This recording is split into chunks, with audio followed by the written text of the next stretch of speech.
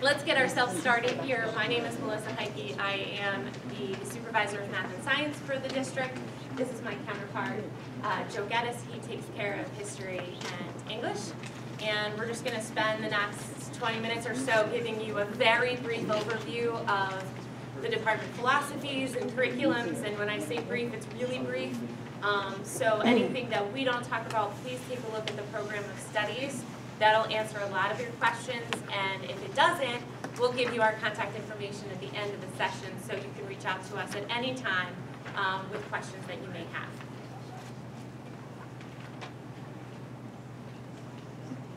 All right, so I want to start with this question: what is math? Kind of rhetorical in this space because I'm going to tell you what it is. It's not the study of numbers. I want to put that out there. Math is not the study of numbers. We do look at numbers, but it's not what it's all about. It's also not the study of algebra, geometry, calculus, trigonometry, probability, statistics, computer science, anything else you want to throw into the bag of things we call math. We make your kids take those classes, but that's not what math is about. Math is about the study of patterns. That's what math is. It's about the study of patterns. And so I'm going to go back to here's your test. Don't worry, I won't call on you. But raise your hand if you saw a pattern up there. Did you notice a pattern? Yes. Yes? Did everybody say that they at least all equal 12? Good. You all get a gold star, right? There's a couple other patterns up there. Again, won't make you do it, but your kids might answer this problem at some point in time. Our curriculums are grounded in the mathematical practices. And really, this is all about creating mathematical thinkers. Math is not just about learning how to follow a procedure or an algorithm, learning how to do that, spitting out an answer, and then getting a sheet with 20 more of the same exact problem on that, and if I can follow that procedure 25 times, then I'm good at math. And if I can't, I'm not good at math. And I know that was what math looked like for a lot of us in this room. Some of you look younger than me, so maybe not for you, but a lot of us, that's what it looked like. All right? What we want kids to do is take those algorithms and apply them in other situations. We want them to look for patterns. We want them to make generalizations. We want them to look for structure. We want them to use tools like graphing calculators or online graphing programs like Desmos to experience the math and to figure out what the math is trying to tell them. So these are my secrets to success in high school. These are highly effective math student habits, and I put math in parentheses because it does apply to any subject, but I'm a math nerd, so that's where it's going. We want kids, when they come into the building, we want kids to ask and answer questions in class. And here's the biggest thing, and this one's hard for a lot of kids. We want your children to make mistakes. Let me say that again. Mistakes are good. We want them to make mistakes. We want them to make mistakes so that they can reflect on those mistakes and understand where the mistake was and correct them to move forward. If your child comes into my classroom and gets every single question I ever ask them correctly, I haven't taught them anything. All right, it's really through mistakes that we start to understand what's happening. We want students to work collaboratively with their teachers and peers. All right, you'll see a lot of our math classrooms, while they might be in rows sometimes, you will often see them in pods of desks where the kids are talking about math together. And we want them to value growth. Not only do we want them to value growth, we want them to understand that growth is not linear, meaning you don't start here and grow this way in a straight line and end here. Growth is a lot uglier than that. You know, you might start going up and then you're going to go down and then you go up again and you go down and then you do some circles that don't make any sense in graphs and then maybe you go back up again. Growth is a journey. It's not a train track. Okay? And then here, this is really important. We want them to self-advocate. You know, they're high schoolers now, or they will be come August. We want them to be the first ones to ask for help, and we do want them to seek help when it's needed. We're very, very fortunate here that there are lots of avenues for students to get help. All of their teachers will have posted office hours, either before school or after school, where they can see their teacher for specific help in the class. And we also staff a math resource room by a math faculty member every single period of the day and at lunch. So if they choose to put an academic study into their schedule and they're struggling with math, or they have a question with math, or they've got a test coming up and they just want that like little confidence boost of being able to do a problem in front of a math teacher and the math teacher say, yes, you're right, they can go down to the math resource room and get that. There's no appointment necessary and it's completely free. You'll see this picture here a couple of times in our presentation tonight, and if you look around the school, it pops up around as you're walking. This is the IB Learner Profile, and Mr. Geddes is going to talk more about this at as the presentation goes on, but I want to point out that these attributes are things we want students to develop while they're here. In math, we really highlight risk-taking. Take a chance. All of you need a little bit more risk-taking, because there was only like one of you who went like this until I said, don't worry, I won't call on you, when I asked you about the patterns. And thank you very much, those of you who were smiling and nodding and saying, yep, that was me.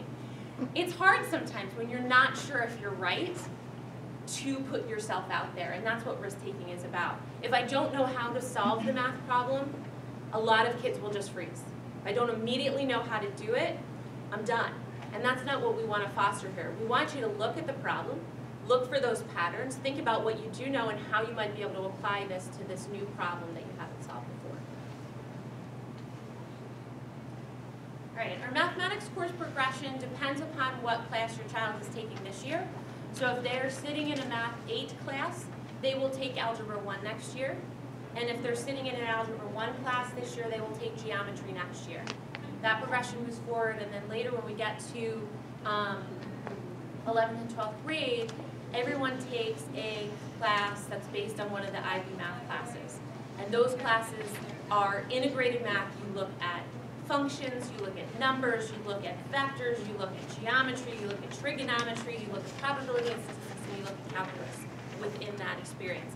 You don't need to understand what those look like now. That's for another year. Okay?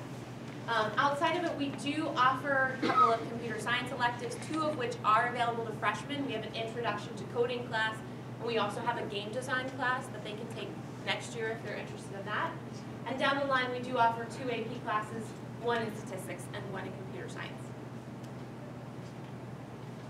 So in terms of selecting the course for next year, a couple of things I want you to consider. As Mr. Ferrari said earlier, our math teachers at all of our teachers actually at the middle school are pretty good with making correct recommendations. So I really would start there. The data plays out that if they say to go to that class, typically the kids are successful there. We do want them to be in a comfortable challenge. Bored is not good, right? Drowning because it's too hard is not good. There's a middle place there for you. One thing I want to just point out here, this Algebra 1, if your child's sitting in an Algebra 1 class right now, Algebra 1's pretty much the most important class that you can take in terms of your high school math journey. So if they're really struggling, even though that they've taken it this year in 8th grade, they can retake it next year. And the beauty of moving from middle school to high school is that nobody knows that you do that, especially colleges. Because colleges don't believe middle schools exist. Well, they probably believe they exist, but they don't care that they exist. All right, so it's an opportunity. It's actually the only opportunity where you get like a free redo if you need that to strengthen that. I will tell you that we do require students to come in with a passing NJSLA score in Algebra 1 in order to move on to geometry. And that's because the data that we've looked at year after year, minus the COVID years, where we didn't have that data, tell us that that test is a really good indicator whether or not a freshman is ready to move on to geometry and be successful. We will let them take both classes if they want. They can take Algebra 1 and Geometry at the same time if they want to kind of keep moving on with their peers that they've been with, but they don't have to. All right? So they'll probably take that in May. You might want to just remind them that they really need to take this one seriously. Okay. 2 levels of geometry, honors and advanced. Honors typically moves a little bit faster, goes a little bit more in depth and with a little bit more rigor. A little bit more independent work just on, you'll hear this kind of phrase over and over again. I know Mr. Ferrari said that independent work piece. And they have to kind of like math. If your kid really dislikes math, probably not a great choice to like wave up to honors. All right, that's the end of mathematics. I will hand it over to Mr. Geddes for some English. All right, good evening, everybody. I'm Joe Geddes, supervisor of English, history, and I generally oversee the IB program in the district. So I'm going to talk about English first. I'll start off by saying this. Education is changing, and probably the English classroom is changing more than any other classroom. Does anyone know why? I heard it, ChatGPT. Because artificial intelligence is going to take over our lives soon, so they say. I take that with a grain of salt, but it is certainly changing the discussion in the English classroom today. So, that's a challenge that we've been facing and working with pretty diligently in the last 2 months. But we still need to make sure that we are dealing with some of the traditional values that is always made up in the English classroom. So, you can see, the long drawn out curriculum document on our district website, but this basically distills down the kind of skill-based curriculum that we are working with today. Reading comprehension is always going to be there, and students are always going to read novels and nonfiction and short stories and poetry and the graphic novel and all of those things. But probably less so than they have in the past, or that you remember when you were in high school. Because we need to make more room for critical thinking skills, for application of more varied and intensive writing. Basically, students need to develop voices, need to think about various audiences, be effective communicators. More is expected for students moving into college and the workforce than ever before, and that's one of the big challenges that we are meeting. So it's typical that we'll put a book in their hand and give them pages to read and discuss it and look at character arcs and how to introduce quotes properly in a paper and all of those things. But we're also probably going to have conversations like this. Very conversations that I've been going into classrooms and having with students over the last month, and with teachers during faculty meetings in the last couple weeks. So think about this. I mean, it's all about critical thinking. The subject matter is important in and of itself, and we need to be aware of this. But we also need to teach students how to incorporate these things in a healthy way. Some school districts are trying to fight AI and ChatGPT and shoring up their academic integrity policies to guard against it and all of that. And I think we've taken the bent in this district that that's probably unwise, that we're probably fighting a war that we're never going to win. It's a fool's errand. So rather, we need to show them healthy integration of these ideas, right? Use them as ways. There are ways to guard against this, by the way. You think your kids know about this and are using it? Yeah, they are. They are. I talk to kids all the time about it. They're using it left and right. And they're not using it in the traditional cheating ways that we think. They're not printing out papers and handing them and saying, this is my work. They're using them as guides. They're using them as models, in a way that looks more like research than it does cheating in a traditional sense. Is that what you just said? So we're still navigating this world, but English seems to be the core place where we're going to have these conversations. It'll probably bleed into all the subject matters, but more and more this is becoming a thing, and you should be aware of it. So let's get on to practical matters. English is easy when it comes to the progression of your students' next 4 years, because every student needs 4 years of English. So it's English 1, 2, 3, 4 down the line. The subjects change. It gets a little more complicated when we get into IB and AP worlds down here. But for what we need right now, the basics are, is my student going into academic, advanced, or honors? And this plays off of a little what Mr. Ferrari was talking about in the auditorium before. For English, it really comes down, I think, to reading comprehension and an authentic enjoyment of the experience of reading, right? If you have the kind of kid that you put a book in their hand and They're going to go do it on their own and come back and talk to you excitedly with you. My guess is that honors is the place. That's not the only reason to go into honors, but that's a good indicator of whether or not, say, your student was recommended for advanced and maybe they should move up or not, you know, if you're playing with that kind of thing. Also, you know, there's writing skills and other communication skills and the diligence of being in an English classroom that have to be thought of. But really, more than anything, the English comprehension is the thing. If they need more support in English comprehension, that's the big consideration at this point. In terms of homework, everyone really, you know, is interested in the homework. More and more, writing homework is being phased out for obvious reasons, because they have technology that can do it for them. Reading, though, will always be a hallmark, a cornerstone of reading. Less so as you go down, right? So it really comes down to more reading in the class, less reading in the class, more independent reading. You can think of it on that continuum overall. Okay. For English, here we go. We also offer a handful of good electives. Most of these don't apply to freshmen. Some of them do. You can take a look in our program of studies to get the details on that. But these are dynamic classes that have, you know, excellent teachers that foster, you know, great ideas, more along the lines of creating something than being a passive learner. Film, yearbook, theater. You're creating, using the ideas that happen in English classroom and creating something to put out into the world. You can think of it that way. So if your student tends to be towards the humanities, thinking about, you know, being a thespian or being a journalist or something like that, please pursue these avenues. They are excellent for young minds. Okay, I believe that is it. We're going to pass it over to Ms. Heike for, this will go, discussion on science.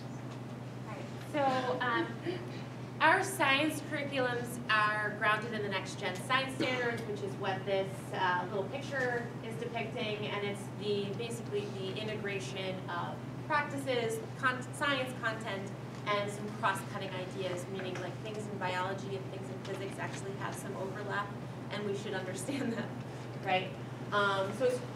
But most importantly in our science classrooms is we want our kids to be scientists. We want them to do science. So one of the things that you'll see, and it varies from level to level, and we support them going up there, but really the end goal is that they design their own experiment. So they come up with a question, they want to know something. For example, how does something flow through a cell? All right, well, how am I going to figure out how it flows through a cell? What do I need? Let me create that procedure. I'm sure many of you remember sitting in a science class in high school where your teacher gave you a procedure and you just followed, like I do step 1, I do step 2, I do step 3, I do step 4, and then I ended up with some data, and then they tell me exactly how to analyze that data, and then I come out with a conclusion, and then we wrote a lab report that we may or may not have enjoyed writing, and then we handed it in. Well, the reality is that scientists are not given a procedure when they do an experiment. They have to come up with that procedure. And they're not told how to analyze that data. They have to look at that data and figure out what the best way to analyze that data will be. So that's kind of our end goal for the science curriculum. Obviously, that's going to be supported in different ways depending upon what grade level you are and what level class that you take.